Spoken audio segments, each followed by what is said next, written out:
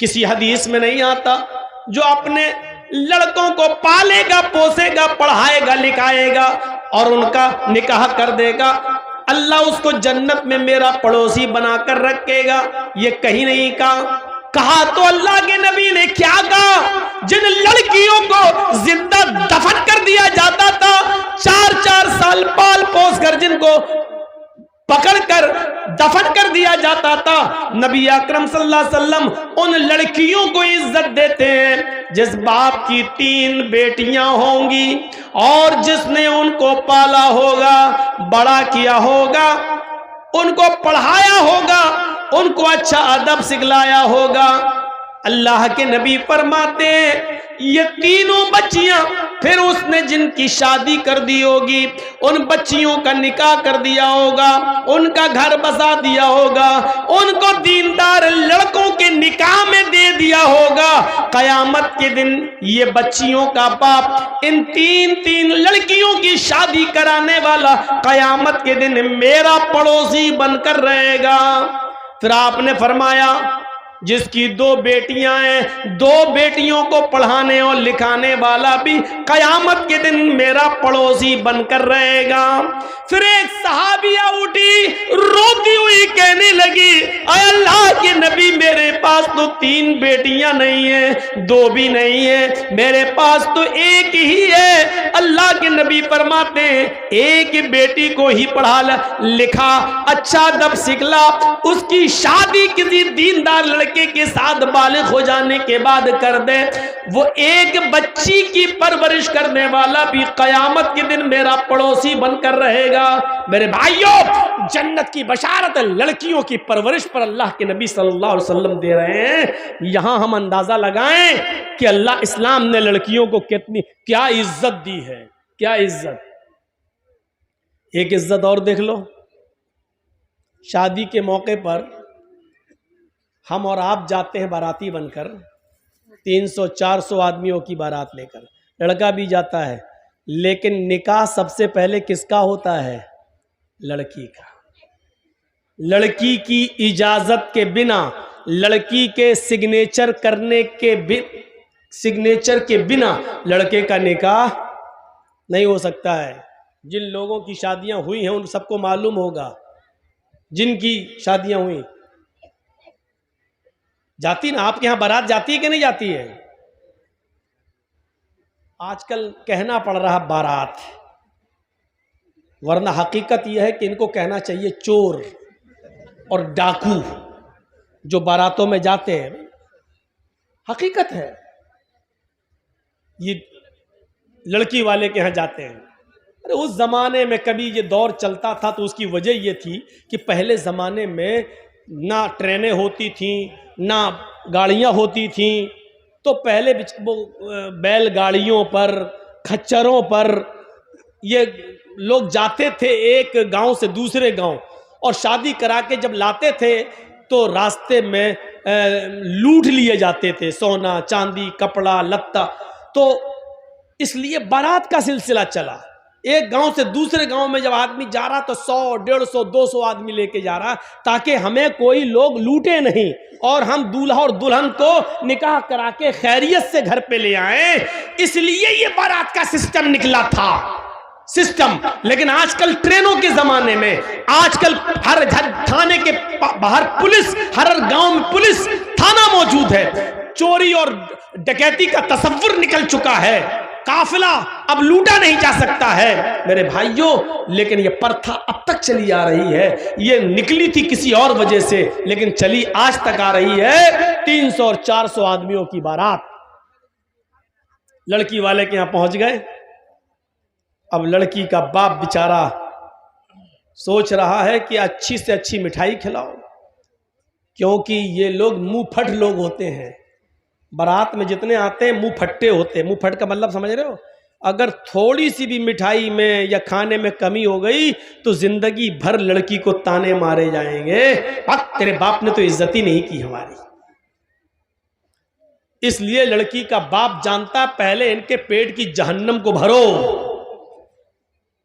और अच्छा से अच्छा खिलाओ, जब तक इसके पेट की जहन्नम को सुकून नहीं मिलेगा तब तक मेरी बेटी सुकून के साथ घर में नहीं रह पाएगी। अब बारात पहुंच गई, निकाह का वक्त आया। पहले लड़के का निकाह नहीं होता है, पहले लड़की का होता है। और लड़की का हकीकत में निकाह नहीं होता है, बल्कि लड़की से इजाजत ली जाती है। शायद आपके यहाँ मालूम होगा, पीछे ले जाइए पैसा सर, वहां गिनिए। हम इनको बंद करा रहे हैं, शोर ना करें, आपकी आवाज भी कानों में आ रही है। चंदा इतना हो गया माशाअल्लाह कि 2 दिन तक गिनते रहेंगे। तो सुनिए, लड़की की इजाजत लेती। आप लोगों में जिसका निकाह हुआ होगा मालूम होगा, एक वकील होता है और 2 गवाह। वकील और गवाह ये दोनों जाते हैं लड़की के पास रजिस्टर लेकर। ये तय हो जाता है उसी वक्त, मेहर कितना होगा, ये कितना होगा, लड़के का नाम, लड़के के बाप का नाम, लड़के की उम्र, मोहल्ला, गांव सब लिख दिया जाता है और पूरा मेहर इतना इतना सब लिख के उसके बाद लड़की के पास जाया जाता है। एक वकील होता है और 2 गवाह। और लड़की के पास जब जाते हैं तो वो उस लड़की को घेरे रहती हैं बहुत सी सहेलियां उसकी और तमाम लड़कियां। वहां रजिस्टर रख दिया जाता है और उस वक्त वकील पूछता है, वकील की जिम्मेदारी है कि वो पूछे, सरपरस्त की जिम्मेदारी है कि वो पूछे। जैसे मान लीजिए किसी लड़की का नाम जैनब है या किसी लड़की का नाम अस्मा है, तो अब ऐसे पूछा जाएगा। वो वकील इतना जानने वाला होना चाहिए, हर आदमी को वकील मत बनाइए। अब उस लड़की से ये पूछे कि हाँ अस्मा या हाँ जैनब, फला फला की बेटी जैनब, फला फला के बेटे इस नाम का, मसलन मोहम्मद असलम किसी का नाम है और उसके बाप का नाम मोहम्मद अकरम है। हाँ मोहम्मद असलम साहब सन ऑफ मोहम्मद अकरम या अकरम साहब के बेटे मोहम्मद असलम के साथ आपका निकाह इतने इतने रुपए मेहर के एवज या इतना सोना या इतनी चांदी या इतना कपड़ा मेहर के एवज आपको उनके निकाह में दिया जा रहा है। क्या आप उस लड़के को निकाह में कबूल करती हैं? क्या वो लड़का आपको कबूल है? वकील जोर से पूछेगा, इतनी जोर से कि उस लड़की के कान में यह आवाज जाए। अब 2 तरीके हैं। एक चीज तो यह है कि लड़की बोल दे हाँ मुझे वो कबूल है, और अगर नहीं बोलती है, खामोश रहती है, तो वो भी काफी है। अल्लाह के नबी ने फरमाया इज़्नुहा सिमातुहा, उस लड़की की खामोशी ही उसकी इजाजत है। जबरदस्ती उससे नहीं कहलवाया जाएगा। कुछ जाहिल लोग पहुंच जाते हैं, कबूल किया, अब वो खामोश है। बताओ बेटा कबूल किया? बेटा हमने सुना नहीं, बोलो कबूल किया। अब वो शर्म, बेचारी कुंवारी लड़की है, शर्म आ रही है। वो अलग बात है कि आज के इस माहौल में तो व्हाट्सएप पे खूब बात करती थी, उस दिन शर्मा रही है। यहां तो रात रात भर चैटिंग होती रहती थी, लेकिन उस दिन शर्मा रही है। एक दिखावा भी होता है, लेकिन हमें वो नहीं देखना, हमें हदीस देखना है। कुछ जाहिल लोग वहां बार बार पूछेंगे बोलो, और वहां उसकी सहेलियां बैठी रहती हैं, वो कौनी मार मार के कहती बोल बोल, अरे बोल दे, हाँ कहते मैंने कबूल किया, बोल बोल। और फिर उससे जबरदस्ती बुलवा कर कहती है, बेचारी कहती है कि मैंने कबूल किया। जिहालत की सारी हदें तोड़ दी जाती है। यह सबसे बड़ी जिहालत है कि उसके मुंह से कहलवाया जा रहा है। जब अल्लाह के नबी ने कह दिया इज़्नुहा सिमातुहा, उसकी खामोशी उसकी इजाजत है। एक बार पूछिए आप, 3 बार भी पूछने की जरूरत नहीं है। सुना ना हो तो वो लड़की कहे जी क्या कहा आपने, तब आप दोबारा कहिए। जब वो लड़की सुन चुकी है आपकी बात, तो दोबारा आप क्यों कह रहे हैं? 3 बार आप क्यों कह रहे हैं? ना 2 बार कहना सुन्नत है, ना 3 बार कहना सुन्नत है। जोर से बोलना जरूरी है। आप पहली बार इतनी जोर से बोलिए कि लड़की सुन ले। हाँ जैनब फला की बेटी, आपका निकाह मोहम्मद असलम अकरम साहब के बेटे के साथ 5,000 रुपए मबलग महर अलावा नान नफका आपको उनके निकाह में दिया जा रहा है। क्या आप उस लड़के को कबूल करती हैं? इतनी जोर से आप बोल दीजिए पहली बार। शर्म से उसका सर नीचे झुक जाएगा। उसकी खामोशी उसकी इजाजत है। अगर वो खामोश है तो समझ लो कि उसने इजाजत दे दी। रजिस्टर आगे बढ़ा दीजिए, उससे साइन करा लीजिए और लेके चले आइए और कहिए कि लड़की ने साइन कर दिए हैं, लड़की ने इजाजत दे दी है। उसके मुंह से कबूल है का लफ्ज जबरदस्ती मत कहलवाइए। ये उस औरत के लिए है जो शादीशुदा हो और जिसकी तलाक हो चुकी हो। उसको आप दोबारा निकाह उसका हो रहा, उसको बोलना पड़ेगा, क्योंकि अब उसके अंदर से शर्म निकल चुकी है।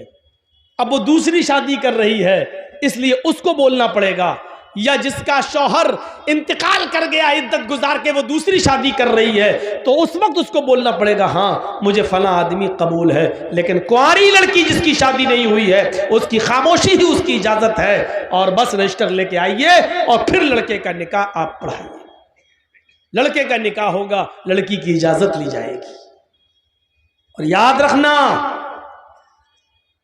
दुनिया का कितना ही अमीर बाप हो, कितना ही बड़ा मौलवी हो, कितना ही बड़ा सरपंच और चौधरी हो,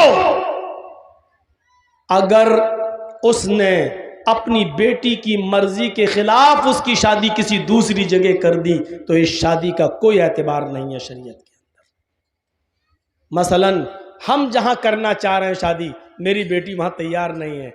मेरी बेटी जहां शादी करना चाह रही है वहां हम नहीं चाहते कि वो शादी करे। हमने अपनी पसंद का लड़का लाकर उसका निकाह करा दिया और बेटी मजबूर होकर उसके साथ निकाह करती है। लेकिन वो काजी से ये कहती है, काजी साहब, निकाह पढ़ाने वाले से कहती है, मौलाना साहब ये निकाह मेरी मर्जी के खिलाफ मेरे बाप ने जो लड़का लाकर रख दिया है, ये दिल से मुझे पसंद नहीं है। काजी साहब निकाह नहीं पढ़ाएंगे और अगर पढ़ा देते हैं तो उसके निकाह की कोई हैसियत नहीं है। एक औरत, एक सहाबिया अल्लाह के नबी के पास आई और कहती, अल्लाह के रसूल, मेरे बाप ने मेरा निकाह ऐसी जगह कर दिया है जो लड़का मुझे पसंद नहीं है। अल्लाह के रसूल ने निकाह हो जाने के बाद भी उस लड़की से कहा, अगर वो तुम्हें पसंद नहीं और इसके बावजूद तुम्हारे बाप ने तुम्हारी शादी कर दी है तो तुझे इख्तियार है, तू चाहे तो उस लड़के के साथ रहे या तू चाहे तो मैं निकाह तेरा फिस्क कर देता हूं। लड़के के तलाक देने की जरूरत नहीं है, निकाह फिस्क कर देता हूं। एक इद्दत गुजारेगी हैज की, जिसका निकाह फिस्क होगा उसकी इद्दत 3 महीने नहीं है, सिर्फ एक हैज उसकी, एक पीरियड उसकी इद्दत है। तुम एक पीरियड, एक माहवारी, एक एमसी, बस ये पीरियड गुजारो और जैसे ही तुम्हारा महीना हो, महीना से खत्म होने के बाद ही तुम दूसरी शादी कर सकती हो अपने मनपसंद लड़के के साथ। लेकिन लड़की को शादी के लिए वली की सख्त जरूरत है, अपने बाप की, सरपरस्त की, मालिक की जरूरत है। लड़की, ये सच है कि लड़की की मर्जी के बगैर निकाह नहीं होगा, लेकिन यह भी सच है कि लड़की अपनी मर्जी से अकेले भी निकाह नहीं कर सकती है। उसको निकाह के लिए वली की इजाजत चाहिए और वली उसका बाप है। बाप अगर दिमागी तौर पर कमजोर है तो चचा है, चचा दिमागी तौर पर कमजोर है तो लड़की का भाई है, और लड़की का भाई भी नहीं तो कोई और जो उसका रिश्तेदार करीबी होगा उसकी इजाजत चाहिए। लेकिन जिस लड़की का कोई ना हो तो फिर काजी खुद वली बन सकता है। जैसे मौलाना जर्जीस अगर किसी का निकाह पढ़ा रहे हैं, लड़की का बाप भी नहीं है, लड़की का भाई भी नहीं है, लड़की का चचा भी नहीं है, तो फिर मौलाना जर्जीस खुद काजी, खुद वली बन सकते हैं और उस लड़की का वली बनकर निकाह करा सकते हैं। काजी वली बन सकता है।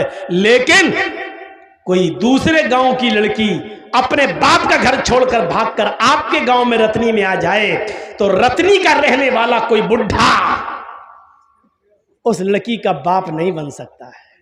होता है ऐसा, समझ रहे हैं ना। किसी दूसरे गांव की कोई लड़की भाग के रतनी में आ गई, रतनी के लड़के के साथ शादी करना चाहती है। अब उसके बाप ने कह दिया, तू भाग के गई है, मेरे घर में अगर कदम रखेगी तो हम टांगे काट देंगे तेरे, मरते दम तक तुझसे रिश्ता खत्म। अब वो लड़की वहां नहीं जाना चाह रही है। यहां एक बुढ़ा उठता है, हाजी है साहब,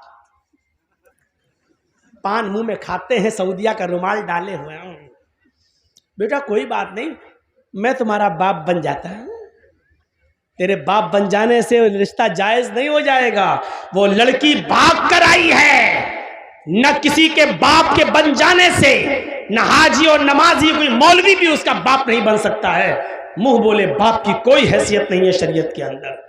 कल ये लड़की अगर हज करने जाती है तो मुंह बोले बाप के साथ नहीं जा सकती है, मुंह बोले भाई के साथ नहीं जा सकती है। शरीयत ने ये इजाजत नहीं दी जो चाहे उसका बाप बन जाए, फिर तो कोर्ट मैरिज भी इस्लाम में जायज हो जाएगी। जबकि हमारा सबका इज्तिमाई फतवा है, देवबंदी, बरेलवी, यहां तक के शिया भी, यहां तक के अहले हदीस भी, सबका इज्तिमाई फैसला है और इज्तिमाई फतवा है कि कोर्ट मैरिज माँ बाप की इजाजत के बगैर जो लड़के और लड़कियां कोर्ट में कर रहे हैं, इस्लाम के अंदर, शरीयत के अंदर इस कोर्ट मैरिज की कोई हैसियत नहीं है, ये जायज नहीं है। कोर्ट मैरिज के बावजूद लड़का और लड़की जिनाकारी करेंगे, हरामकारी करेंगे, उनसे जितनी औलाद पैदा होगी सब हरामी और नाजायज औलादें मानी जाएंगी। मेरे प्यारे साथियों, शरीयत के अंदर वली चाहिए, वली, लड़की को वली। तो इतनी इज्जत दी है इस्लाम ने औरत को कि औरत अपनी मर्जी से पहले लड़की का निकाह होगा, इजाजत ली जाएगी, उसके बाद लड़के का निकाह होगा। अगर शादी के दिन ही लड़की मना कर दे कि हम नहीं करेंगे, लौटाओ इन चोरों को, भगाओ भगाओ इन डाकुओं को, ये लूटने आए हैं, नहीं करेंगे, मेरे भाइयों हमें और आपको फैसला करना पड़ेगा। तो इतनी जिहालत थी अरब के अंदर, लेकिन इस्लाम ने इतनी इज्जत बख्शी है औरत, जहां लड़कियों को जिंदा दफन कर दिया जाता था। आप देख रहे हैं हिंदू धर्म के अंदर क्या है। ब्रह्मा जी ने अपने मुंह से ब्राह्मण को पैदा किया, हाथों से छत्री को पैदा किया, रान से वैश्य को पैदा किया और पैरों से शूद्र को पैदा किया। शूद्र हरिजन पैरों से पैदा है ब्रह्मा जी के। आगे लिखा है कि अगर कोई ब्राह्मण किसी शूद्र की लड़की पर गलत नजर डाल दे, अगर किसी ब्राह्मण को किसी शूद्र की लड़की पसंद आ जाए तो शूद्र को चाहिए कि अपनी बेटी उस ब्राह्मण लड़के को दे दे। लेकिन अगर किसी शूद्र को किसी ब्राह्मण की लड़की पसंद आ जाए, अगर किसी शूद्र को किसी ब्राह्मण की बेटी पसंद आ जाए, तो राजा को चाहिए कि उस शूद्र को पकड़कर उसकी दोनों आंखें फोड़ दे। इन जिन आंखों से उसने ब्राह्मण की बेटी को देखा उसकी आंखें फोड़ दे। गौर करें आप, ब्राह्मण को अगर पसंद आ जाए तो शूद्र को अपनी बेटी दे देना चाहिए, लेकिन शूद्र को अगर ब्राह्मण की बेटी पसंद आ जाए तो राजा को चाहिए कि वो शूद्र की दोनों आंखें फोड़ दे। ये इज्जत है औरत की हिंदू धर्म में, देख लीजिए आप। और इस्लाम इसके बरक्स क्या कहता है कि लड़की की इजाजत के बगैर तुम निकाह तक नहीं कर सकते हो। आपने देखा है कि औरत का मकाम इस्लाम के अंदर क्या है, और मजीद देखना चाहते हो तो आओ मैं तुम्हें दिखाऊं एक औरत को क्या सम्मान दिया है। कभी हज करने गए हो? नहीं। अल्लाह ताला हम सबको तौफीक दे हज करने की। अल्लाह रब्बुल आलमीन उस मुकद्दस मकाम पर हम सबको पहुंचाए। जब आप जाएंगे या जो लोग गए हैं उनसे पूछिए, आप पहले उम्रा करेंगे, और उम्रा जब आप करेंगे तो जाते ही आप एहराम की हालत में पहले खाने काबा का तवाफ करेंगे, 7 चक्कर लगाएंगे। खाने काबा का तवाफ पूरा करने के बाद आप मकाम इब्राहिम के पास 2 रकात नमाज पढ़ेंगे। अगर वहां जगह न मिल सके भीड़ में तो पूरे खाने काबा में जहां आपको जगह मिले वहां 2 रकात आप नमाज पढ़िए। फिर आपको जो दुआ मांगना है मांगिए। उसके बाद आपको सफा और मरवा की सई करना पड़ेगी, सफा और मरवा का चक्कर लगाना पड़ेगा। आपको पहला चक्कर सफा से शुरू करना है, मरवा तक जाना है, मरवा से फिर लौट के आना है, सफा तक जाना है। आपको आने और जाने को मिलाकर 7 चक्कर लगाना है। जब सफा से मरवा की तरफ आप जाएंगे तो पहले आप नॉर्मल चाल चलेंगे, नॉर्मल, फिर हरी बत्ती लगी हुई है, ग्रीन सिग्नल। जब आप ग्रीन सिग्नल पे पहुंचेंगे तो वहां थोड़ा सा सीना तान कर, थोड़ा सा सीना तान कर, अकड़ कर ऐसे ऐसे आप दौड़ेंगे। बहुत तेज नहीं जैसे रन ले रहे हो क्रिकेट का, ऐसे नहीं, हल्का हल्का दौड़ेंगे और सीना थोड़ा सा ऐसे ऐसे ऐसे करते हुए आप हल्के हल्के दौड़, ऐसा लगे कि हाँ दौड़ रहे हैं, लेकिन स्पीड बहुत तेज नहीं, हल्की हल्की चाल से दौड़ते हुए आप जाएंगे। क्यों? आप फिर दूसरी हरी बत्ती लगी है, वहां आप फिर नॉर्मल चाल से शुरू करेंगे, फिर हरी बत्ती लगी है, फिर वहां आप सीना तानेंगे और अकड़ के चलेंगे, फिर मरवा से आते वक्त भी आप ऐसा ही करेंगे। इन मकामात पर जहां हल्का हल्का सीना तान कर दौड़ा जाता है, वहां हजरते हाजरा दौड़ी थी। जब उनके बेटे को पानी नहीं मिल रहा था, जमीन पर एड़ियां रगड़ रहे थे इस्माइल, मुंह में अंगूठा रखे चूस रहे थे, और हाजरा कह रही थी, अल्लाह मेरा बेटा प्यासा है, तेरा बंदा इब्राहिम इसको तेरे सुपुर्द करके गया है, मुझे और इस बच्चे को तेरे सुपुर्द करके गया है। जब मैंने पूछा कि मुझे किसके हवाले करके जा रहे हो, किसके हवाले, इला मन ततरुकुना, हमें किसके हवाले छोड़ के जा रहे हो? तो इब्राहिम अलैहिस्सलाम ने आगे बढ़ते हुए कहा था, इल्लल्लाह, आय अल्लाह, मुझे और इस बच्चे को उसने तेरे हवाले किया है, तेरे सुपुर्द किया है। इस बच्चे को प्यास की शिद्दत महसूस हो रही है, इलाके में कहीं पानी नहीं है। हजरत हाजरा पानी की तलाश में पहाड़ी के ऊपर चढ़ जाती हैं, सफा से नीचे झांक कर देखती हैं, शायद कोई गांव, शायद कोई कबीला, शायद कोई मोहल्ला मुझे नजर आ जाए, दो चार आदमी रहने वाले नजर आ जाएं और मैं उनसे थोड़ा सा पानी ले लूं। लेकिन पहाड़ी की ऊंचाई पर चढ़ने के बाद भी उनको नीचे कोई बस्ती नजर नहीं आई। सफा से चक्कर लगाती हैं, नॉर्मल चाल चलती हैं, फिर थोड़ी दूर सीना तान कर चलती हैं, दौड़ती हैं, फिर रुकती हैं, फिर नॉर्मल चाल चलती हैं, फिर दौड़ती हैं और मरवा पे पहुंच जाती हैं। मरवा की पहाड़ी से नीचे झांक कर देखती हैं कि कोई बस्ती मिल जाए, कोई मोहल्ला मिल जाए, कोई गांव मिल जाए जहां मैं थोड़ा सा पानी लेकर अपने बच्चे को पिला सकूं। लेकिन मरवा की पहाड़ी के नीचे भी कोई बस्ती आबाद नहीं है। लेकिन अपने बच्चे को देखती है, होंठ में अंगूठा रखे हुए है, अपने बच्चे की प्यास की खातिर फिर मरवा से सफा, फिर सफा से मरवा, फिर मरवा से सफा, फिर सफा से मरवा, 7 चक्कर लगाकर अपने बेटे के पास आकर बैठ जाती है और कहती है, अल्लाह जितना मैं औरत होकर कर सकती थी कर लिया, एक लेडी होकर कर सकती थी कर लिया, जितना दौड़ सकती थी दौड़ चुकी, जितनी मेहनत कर सकती थी कर ली, अब ताकत मेरे बस से बाहर हो चुकी है। अल्लाह तू ही गैब से मदद फरमा, इस इस्माइल के लिए पानी का इंतजाम कर दे। अल्लाह इसको मेरा शौहर मुझे और इस बच्चे को तेरे हवाले करके गया है। अल्लाह ने कहा, जिब्रील क्या देखते हो, मेरी बंदी ने मुझे पुकारा है और मेरा बंदा इब्राहिम मेरे हवाले करके गया है, मेरे भरोसे पर छोड़ कर गया है और मेरे ही रास्ते में गया है। जाओ जहां इस्माइल पैरों की एड़ियां रगड़ रहे हैं, तुम अपना पर वहीं पर मारो।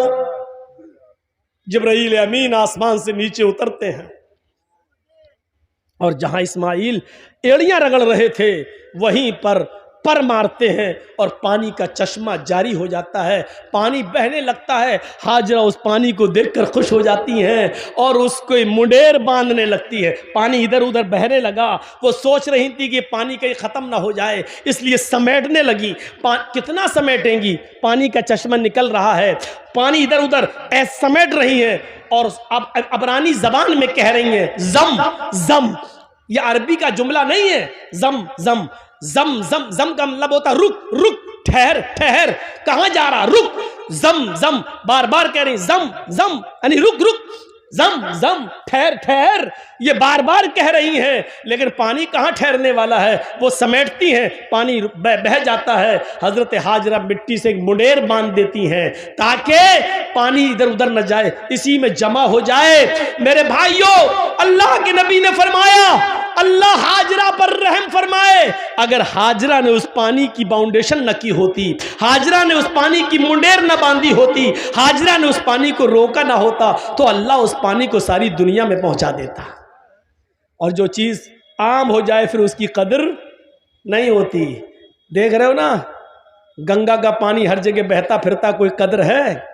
जो चाहता उसमें लैट्रिन कर देता है, जो चाहता पेशाब कर देता है, जो चाहता उसमें पायखाना कर रहा है, जो चाहता उसमें गंदगी फेंक रहा। बार बार योगी और मोदी सरकारों को लोग ललकार रहे हैं, तुम तो कह रहे थे हम गंगा की सफाई करेंगे, आज तक गंगा की सफाई नहीं हुई है। सरकारें कटघरे में खड़ी हैं, गंगा की सफाई नहीं हो पा रही है।